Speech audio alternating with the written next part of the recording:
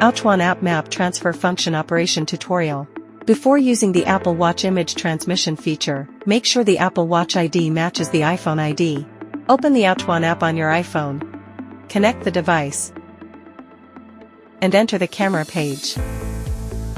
Open the AOCHUAN app on Apple Watch. The screen will automatically sync with the iPhone. Apple Watch Operation Interface. Swipe left or right to switch between photo and video modes. Tap the center shutter button to control video recording or taking photos. Tap the right side tracking button to enable face tracking. Tap again to disable.